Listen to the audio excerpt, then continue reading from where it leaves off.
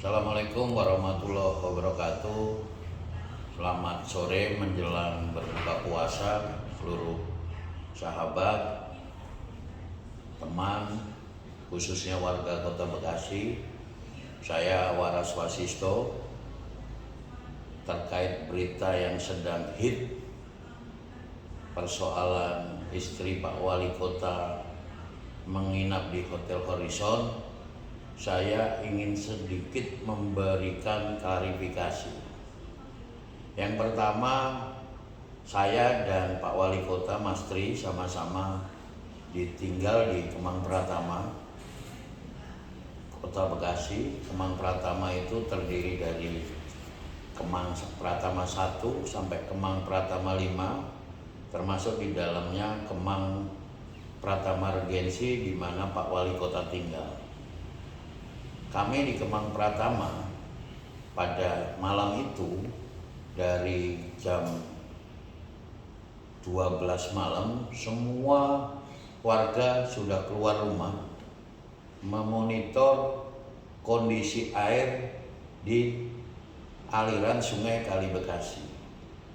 Menjelang jam 1 malam, kurang lebih jam 12.50, itu debit air di atas Kemang ini ditanggul, karena dulu dibangun zaman Pak Menteri Basuki, Menteri PUPR, yang kebetulan beliau juga tinggal sama dengan kami di Kemang Pratama.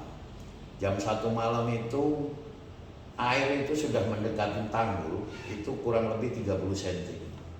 Jadi hitungan kami kalau debit airnya terus bertambah, maka air itu akan meluap dari tanggul ke perumahan kami di Kemang Pratama.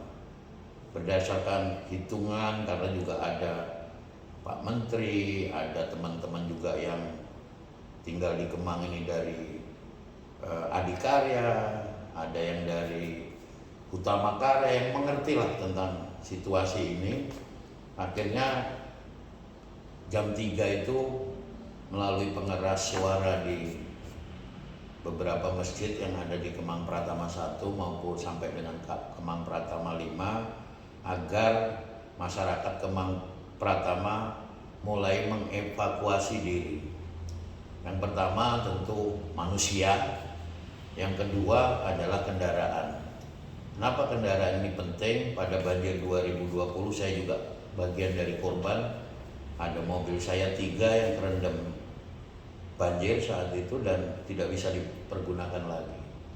Nah, dengan pengumuman itu maka menjelang sholat subuh, sahur lah, itu hampir orang sibuk lalu lalang dan air sudah mulai naik, menyelamatkan keluarganya, menyelamatkan mobil dan kendaraannya ke tempat-tempat yang dianggap tidak banjir. Nah, yang paling mudah dituju saat itu dalam kondisi yang panik adalah hotel-hotel terdekat di wilayah Kota Bekasi yang tanda kutip harganya juga masih bisa terjangkau, 500, 400, 500 ribu lah, di Amarosa, di Horizon, di Aston yang dekat-dekat.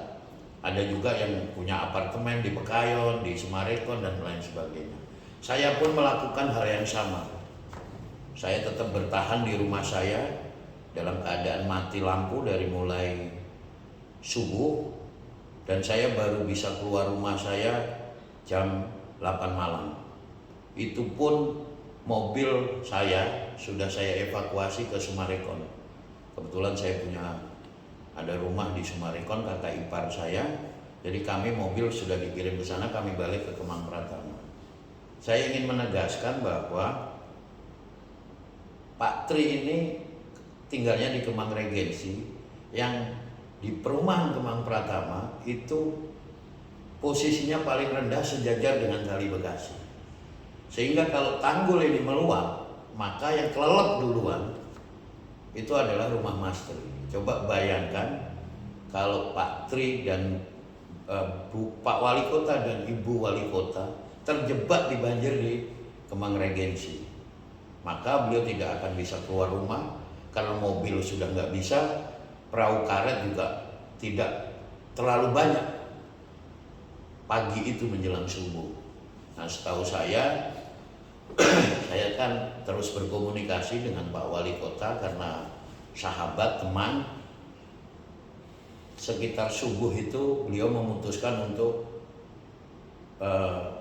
evakuasi keluarganya terutama ibu ke Hotel Horizon. Tujuannya cuma satu, agar pagi-paginya memudahkan berkoordinasi mengecek seluruh wilayah Kota Bekasi dan warga Kota Bekasi yang berdampak banjir. Saya berkomunikasi sampai subuh karena capek. Subuh saya tidur dan saya dibangunkan itu jam 7.15 oleh teleponnya Pak Wakil Wali Kota.